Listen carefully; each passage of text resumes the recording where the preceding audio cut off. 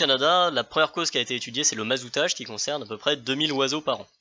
Ensuite, on va avoir les éoliennes, qui tuent 20 000 oiseaux par an. Bon, là, pour l'instant, on était clairement sur des petits chiffres, à l'échelle d'un pays comme le Canada. Ça va augmenter déjà avec les tours de communication, qui en tuent 200 000. Ensuite, on va avoir l'impact des pesticides, 2,7 millions d'oiseaux. Ensuite, on va avoir les voitures, là c'est 14 millions. Les baies vitrées et les collisions avec les immeubles, là on est à 25 millions. On va avoir les collisions avec les lignes électriques et les électrocutions, 26 millions. Ensuite, on arrive dans les chats. Donc les chats propriétaires, à proprement parler, sont responsables de 80 millions de décès chez les oiseaux. Et les chats errants, à eux seuls, sont responsables de 116 millions. Donc au final, en cumulé, les chats tuent à peu près 200 millions d'oiseaux au Canada chaque année. Antoine Adam est étudiant en master ingénierie en écologie et gestion de la biodiversité. Antoine est spécialiste d'un sujet important, urgent, extrêmement clivant, qui déchaîne les passions, auquel il faut, quoi qu'on en pense, trouver une solution rapide et convenable pour tous. Car les chats sont des tueurs en série, redoutables. Si votre chat peut sortir de chez vous, alors il est probable qu'il vous ait déjà ramené une multitude de souris et d'oiseaux. Sa présence est une menace pour la petite faune sauvage en général et pour les écosystèmes tout entiers. Dans le monde, les chats, nos chats, sont impliqués dans l'extinction d'au moins 2 espèces de reptiles, 21 espèces de mammifères et 40 espèces d'oiseaux. Et ils menacent au moins 367 espèces qui sont en danger d'extinction, selon une étude britannique publiée en 2019. Le chat est d'ailleurs inscrit dans la liste des 100 espèces les plus invasives pour la planète, mise au point par l'Union internationale pour la conservation de la nature, l'UICN. Il y a 15 millions de chats en France, et c'est l'animal domestique préféré des Français. Leurs effectifs augmentent d'au moins 5% chaque année. Qui dit beaucoup de chats, dit beaucoup de propriétaires de chats qui réagissent très violemment à la simple exposition de ces faits. Et il est probable que nous essuyons, avec Antoine, avec mon équipe de Baleines sous Gravillon, de violentes réactions. Nous allons prendre le temps de poser le problème, extrêmement factuellement, en nous basant sur les résultats d'études vérifiables. Alors, à vous de vous faire votre idée, à vous de choisir l'attitude à adopter, car il y a des solutions, et des solutions qui marchent.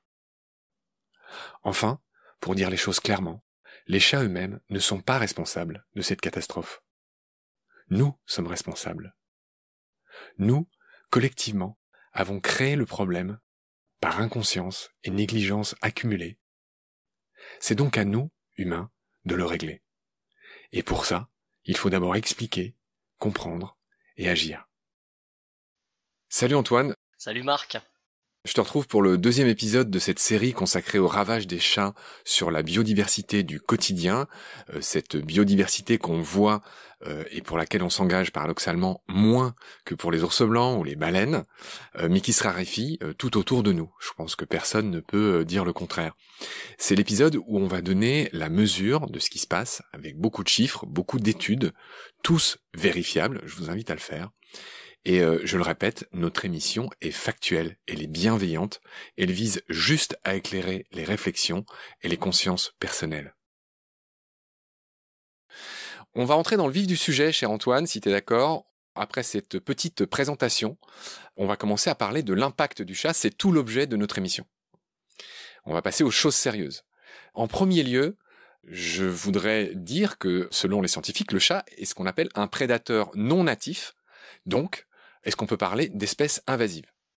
Alors oui, le chat domestique du coup, est considéré comme une espèce invasive, en cela que déjà une espèce domestique n'a pas vraiment d'aire de répartition naturelle, parce que c'est quand même une espèce, on l'a dit, qui a subi des pressions de sélection différentes de celles qu'on trouve normalement dans un milieu, et ce qui donne par exemple une reproduction plus rapide, comme on le soulignait juste avant, la différence entre le chat domestique et le chat forestier. Cela dit, aujourd'hui, on va parler du chat un peu comme étendard des espèces invasives et toutes les problématiques qui leur sont associées, mais bien sûr, c'est absolument pas la seule. Il y a plein aussi d'autres problèmes qui se posent dans l'environnement. Oui, tu as raison de relativiser. Cela dit, le chat est l'espèce invasive peut-être la plus problématique en France. Le chat domestique, sur le grand podium des espèces invasives dans le monde, il est quand même 3e, derrière donc les espèces de rats, et le champignon chytride Batriococctrium dendrobatidis. C'est un champignon qui s'attaque aux amphibiens un peu partout dans le monde. Quel est le critère pour dire quelle est la pire de toutes ces espèces ? Alors ça, c'est différentes études qui ont été faites, notamment sur le nombre d'extinctions engendrées par ces espèces suite à leurs introductions. Le critère, c'est les dommages causés. C'est ça.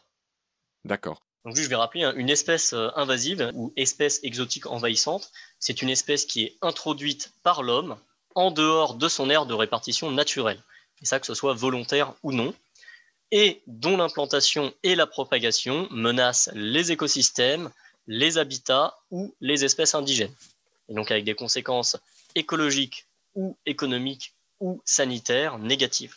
C'est vrai que nous, là, dans le cas du chat, on a plutôt parlé des conséquences écologiques, mais il faut savoir que ça peut aussi se définir par rapport à des trucs économiques ou sanitaires. Donc les espèces invasives, c'est considéré comme étant la 3e pression pesant sur les espèces menacées au niveau mondial. Donc après la destruction des habitats et la surexploitation des espèces. Quelques chiffres pour donner un peu l'ordre de grandeur. Donc les espèces invasives menaceraient environ 32% des oiseaux, 30% des amphibiens, 20% des reptiles, 17% des mammifères, etc.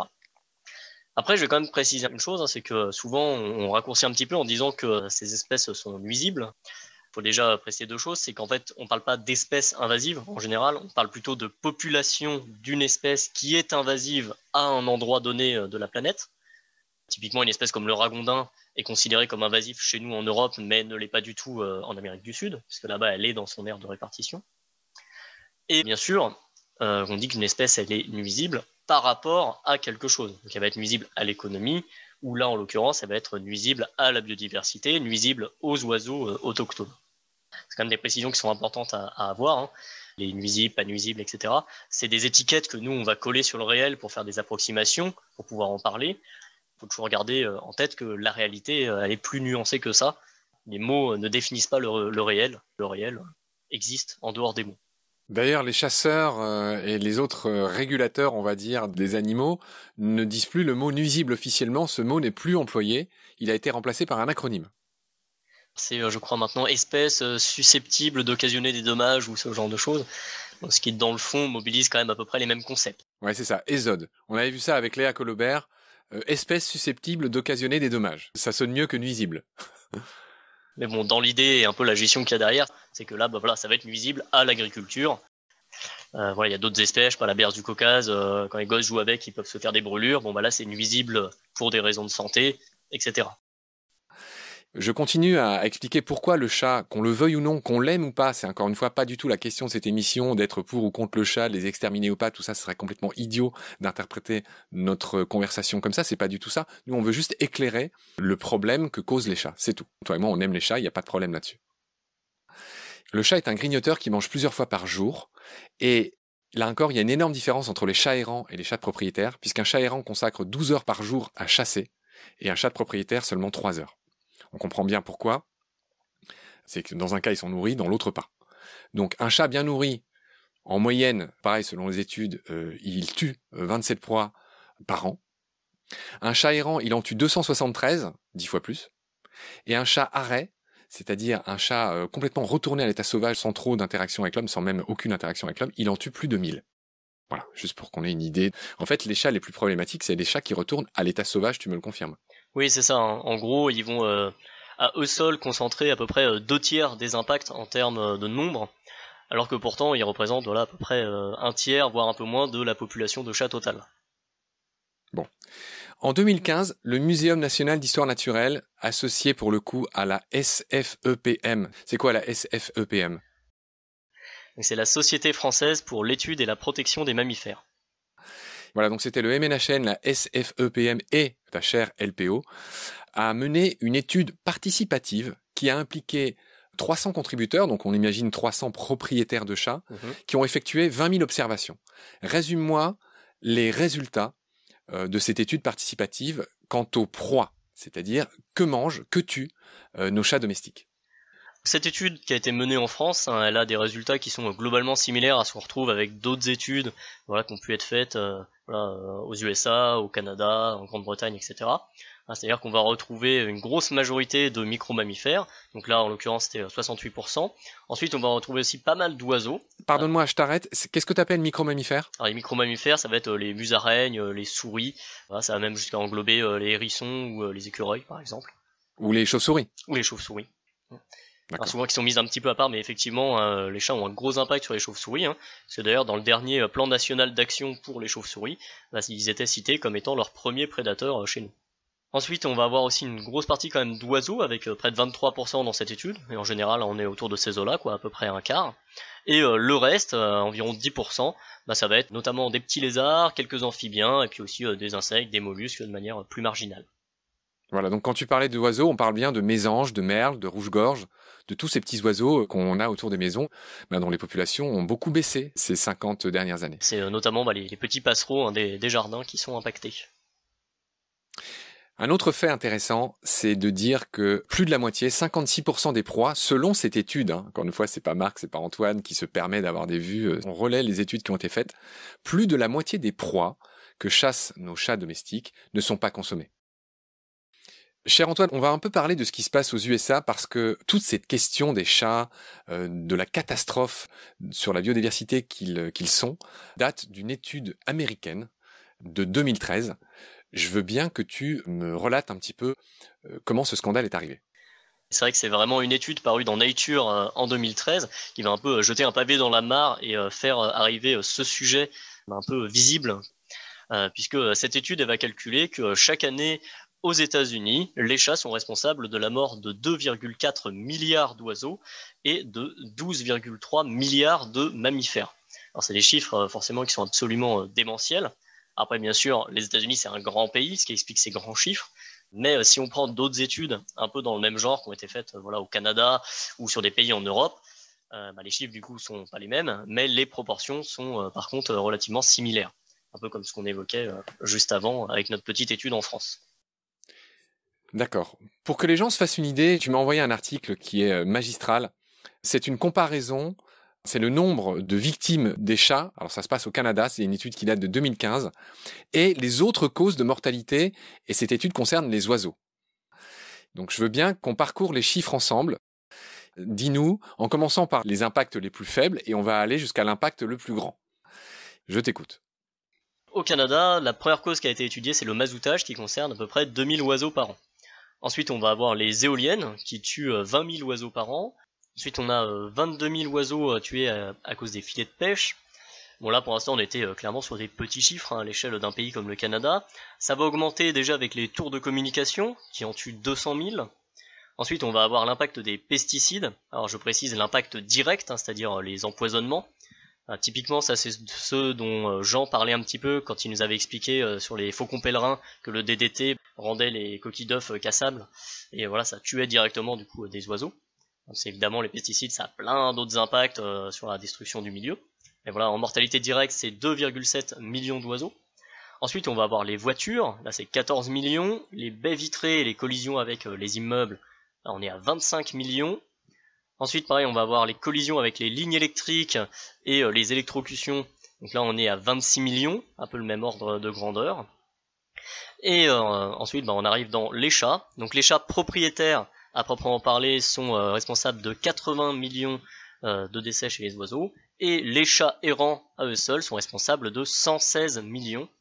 Donc au final, en cumulé, les chats tuent à peu près 200 millions d'oiseaux au Canada chaque année. Je reprends un ou deux chiffres de ceux que tu viens de donner, tu en as donné beaucoup, si les auditoristes ont été attentifs. Les pesticides tuent directement environ, en exagérant, 3 millions d'oiseaux.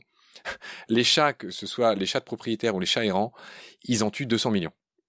C'est ça. Donc c'est un facteur quasiment, j'exagère un petit peu, mais un facteur de 100 entre les pesticides et les chats. Juste pour ceux qui diraient que c'est pas grave ce que font les chats, etc. Bon, si, en fait c'est très grave. C'est très grave. C'est pourquoi en fait on fait une émission aujourd'hui. C'est pour dire que c'est très grave. Et on va rassurer tout le monde. On va aussi parler des solutions à la fin de cette émission. Mais avant, je voudrais parler du cas de l'Australie Et je voudrais que tu me dises ce qui s'est passé en Australie avec les chats. Je crois que c'est le pays le plus gravement impacté par le problème des chats. Alors oui, l'Australie, c'est un pays donc où les colons ont ramené des chats avec eux quand ils sont arrivés, sauf que l'Australie a une biodiversité qui est très très importante, avec un très fort taux d'endémisme, c'est-à-dire qu'il y a beaucoup d'espèces qu'on retrouve que là-bas, notamment beaucoup de marsupiaux, et donc avec l'arrivée du chat, il y a eu un impact très fort, vu qu'il y a beaucoup d'espèces qui étaient présentes que là-bas, qui se sont éteintes. Soyons clairs, je crois qu'il y en a 23, c'est ça ? Donc oui, c'est ça, ça a causé la disparition de plus de 20 espèces natives en Australie. Alors après, l'Australie, c'est un sujet moi que j'aborde pas forcément énormément et que j'ai pas forcément beaucoup creusé, dans la mesure où du coup c'est un contexte qui est très particulier, qui est finalement assez éloigné de ce qu'on peut retrouver nous en Europe, même s'il est très intéressant à un niveau plus global. C'est vrai que les exemples américains sont beaucoup plus pertinents pour comparer un petit peu à notre mode de vie européen. Moi, cet exemple de l'Australie m'a frappé parce que, on l'a compris, c'est un très grave problème. Encore un chiffre, il y a beaucoup de chiffres dans cette émission. Les chats tuent 2000 animaux endémiques par seconde en Australie. Je répète, les chats australiens tuent 2000 animaux endémiques par seconde en Australie. Voilà.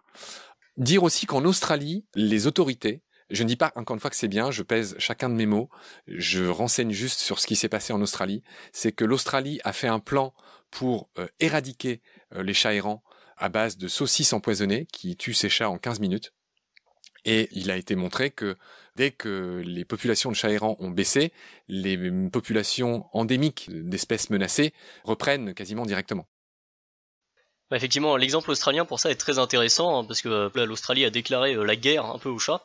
Globalement, l'Australie est toujours un exemple des solutions les plus radicales qu'on peut mettre en place, qui sont pour le coup pas du tout adaptables chez nous au niveau social, on pourrait y revenir. Dis maintenant pourquoi c'est pas adaptable. Parce que simplement, chez nous, on pourrait pas se permettre de faire des campagnes d'abattage massifs en tuant des millions de chats dans les campagnes.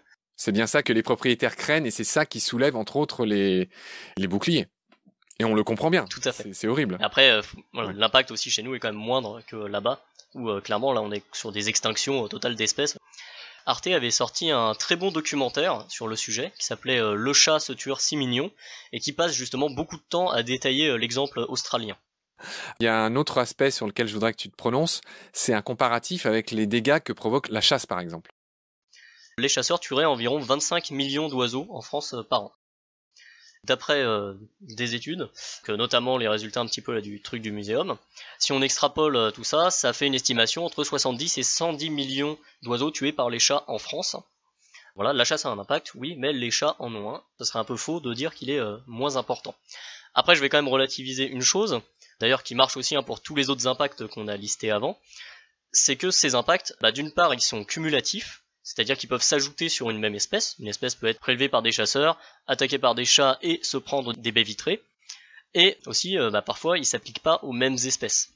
Voilà, par exemple, le moineau est relativement peu ciblé par les chasseurs, et pourtant il est en fort déclin en Île-de-France. Par contre, il y a beaucoup de chats, et il se trouve qu'il y a des études qui montrent justement que le moineau est très impacté par la présence de chats.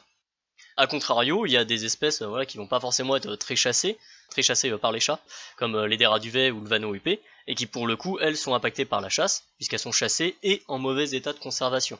Ce qui fait aussi pas mal de débats de ce côté-là. Mais voilà, faut bien se rappeler que, quand même au niveau ordre de grandeur, en termes numériques purs, le chat est quand même bien au-dessus. Mais voilà, après c'est pas exactement les mêmes impacts, et surtout ça peut se combiner. Donc il s'agit pas d'effacer les autres impacts quand on évoque celui du chat. D'accord. Il y a un autre aspect important que je voudrais aborder avant qu'on commence à parler des solutions, c'est qu'il y a en France et dans beaucoup de pays un déni, notamment des propriétaires de chats, qui ne se rendent pas du tout compte de la létalité de leur petite boule de poil.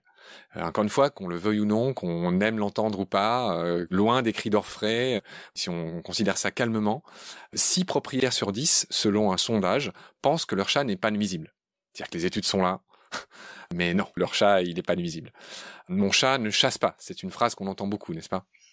La plupart des gens aussi qui sont enquêtés sur ce sujet, c'est des gens, on leur demande, c'est des gens qui sont naïfs. Naïfs dans le sens où ils n'ont pas fait de recherche sur le sujet, ils ne sont pas spécialement informés, ils n'ont pas toujours été informés. Il faudrait voir aussi du côté des gens qui ont été informés quelle est la proportion des gens qui maintiennent que leur chat n'a pas d'impact. Ce qui est sûr, c'est qu'il y a quand même un problème de ce côté-là, hein, puisque au niveau politique, notamment, on va retrouver des fois typiquement des associations animalistes qui vont vraiment se positionner un peu contre ces études scientifiques, contre ces résultats, les dénoncer. C'est une problématique qui est relativement vraie, notamment aux États-Unis, hein, où là on peut trouver un peu toute une controverse avec finalement pas mal d'articles qui présentent l'impact des chats, et puis aussi toute une flopée d'articles qui se contentent un peu de répondre à de la désinformation. J'ajoute que selon les études, de fait, 50 à 80% des chats domestiques chassent, et que ce que les propriétaires les voient parfois ramener constitue 10 à 20% des proies qu'ils tuent. C'est-à-dire qu'évidemment, ils ne rapportent pas tout ce qu'ils tuent. C'est un peu un arbre qui cache la forêt. C'est ça. C'est vrai que quand on demande aux gens, voilà, est-ce que leur chat chasse, etc., en général, ils sont à peu près capables de dire si leur chat est un chasseur ou non. Par contre, ils sont totalement incapables d'estimer le taux de prédation. Ça, c'est vraiment un truc qui ressort, hein, c'est qu'à partir du moment où ils chassent un peu, même ceux qui paraissent des gros chasseurs, en fait, des fois, ils ramènent quasiment tout. Et finalement, c'est pas des si gros chasseurs que ça. Des chats qui, à contrario, vont ramener très peu de proies à la maison et dont les maîtres vont se dire, lui, il chasse quasiment pas, je l'ai vu chasser une fois. En fait, ça peut être de très gros chasseurs. Pour être tout à fait complet, cher Antoine, les chats ne posent pas un problème qu'en tuant des proies. C'est-à-dire qu'apparemment, ils posent d'autres problèmes. Quels sont-ils ? C'est ça. Alors les chats, en fait, bien sûr, vont avoir un impact en tuant des animaux. Ils vont avoir d'autres effets qui vont notamment détériorer la fécondité, par exemple, des espèces qui les entourent. Et donc ça, c'est des choses qui peuvent être assez importantes. Il y a notamment une belle étude qui avait été faite au Royaume-Uni là-dessus. Moi, je vous cite un petit peu les conclusions de l'étude. Lorsque les densités de chats sont élevées et même lorsque la mortalité due à la prédation est faible, par exemple 1%, la peur engendrée par les chats quand ils se baladent à droite à gauche, qui provoque du stress, peut entraîner une diminution marquée de l'abondance des oiseaux, jusqu'à 95%. Donc ces effets secondaires, donc qui ne sont pas dus à la mortalité directe, peuvent déprimer les populations d'oiseaux à un tel point que les faibles taux de prédation observés reflètent en fait simplement le faible nombre de proies présentes sur le territoire. Qui n'est pas à négliger, et puis on pourra en reparler justement un peu aussi au niveau des solutions. C'est-à-dire qu'il y a pas mal de solutions un peu pour éviter la prédation. C'est vrai que pour éviter juste finalement la présence du chat, là il y en a déjà beaucoup moins, et c'est quand même pas négligeable. Après on va avoir d'autres conséquences un peu qui sont pas dues à de la prédation. Ça va être de la concurrence, notamment avec les autres prédateurs. Un micro-mammifère ou une mésange qui va être mangée par un chat, eh bien c'est autant de proies qui ne seront pas disponibles pour les prédateurs locaux, donc pour les buses, les fouines, les renards, etc. À savoir que les densités de chats peuvent être vraiment énormes. En ville, on est dans des zoos entre 2 et 500 chats par kilomètre carré, ce qui est absolument pas ce qu'on retrouve à l'état naturel chez des petits prédateurs comme ça. Ensuite, on va avoir aussi d'autres effets. Ça va être notamment des effets de propager des maladies, par exemple. Ces chats vont pouvoir avoir des parasites ou des maladies et les redonner à soit du chat sauvage, soit même d'autres mammifères. Et aussi il y a le phénomène d'hybridation, donc là qui touche uniquement bien sûr le chat forestier. Et ça c'est un problème qui est très connu en fait chez les espèces invasives. Voilà, un autre exemple qu'on connaît bien en France, c'est celui de l'érismature rousse, qui est venu d'Amérique du Nord et qui se reproduisait avec l'érismature à tête blanche, notre espèce native. Et où en fait la dilution des gènes entre les deux sous-espèces peut faire disparaître l'espèce finalement locale, puisque notre espèce locale elle a des adaptations qu'elle a acquis au cours d'une longue évolution. Pardon, c'est quoi l'animal dont tu parles ? C'est un petit canard qu'on trouve en France. Du coup le phénomène est exactement le même pour notre chat, c'est-à-dire qu'on va se retrouver avec des animaux qui ne sont pas de l'écosystème mais qui peuvent se reproduire avec certaines espèces, qui vont du coup amener des gènes, mais ces gènes ne sont pas forcément adaptés à la survie dans cet écosystème. Du coup, les jeunes vont moins bien survivre. Donc au final, la population qui va s'hybrider va moins bien survivre et donc va décliner sur le long terme. C'est la fin de ce deuxième épisode, cher Antoine. J'espère qu'il donnera des éléments de réflexion aux auditoristes, qu'il leur donnera envie de faire leur part de colibri, de s'informer eux-mêmes et d'informer tous ceux qui s'en fichent. J'invite vraiment les gens à aller écouter le deuxième épisode parce qu'on va un peu aussi nuancer ce qu'on a vu et surtout proposer un peu des solutions et en discuter. C'est bien, tu laisses les auditeuristes sur une bouffée d'espoir après les avoir enfoncés, tous ces propriétaires de chats.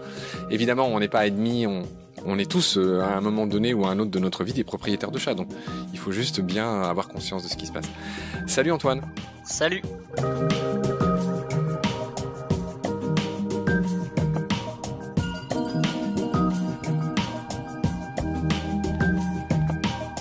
C'est la fin de cet épisode. Merci de l'avoir suivi. Merci de partager le lien de Baleine sous Gravillon et de vous abonner si vous avez aimé. Des étoiles et des commentaires sont les bienvenus si vous écoutez l'émission sur iPhone. Celles et ceux qui le souhaitent peuvent aussi nous aider en faisant un don sur le site Tipeee. Merci par avance. Vos critiques, conseils et suggestions sont aussi les bienvenus sur la page Facebook de Baleine sous Gravillon. Je remercie mes équipiers pour leur aide précieuse, ainsi que Félix Labande, l'auteur sud-africain de la chanson du générique. Je vous retrouve très vite pour un nouvel épisode. D'ici là, prenez soin de vous et de ce qu'il y a autour de vous. Merci, à bientôt.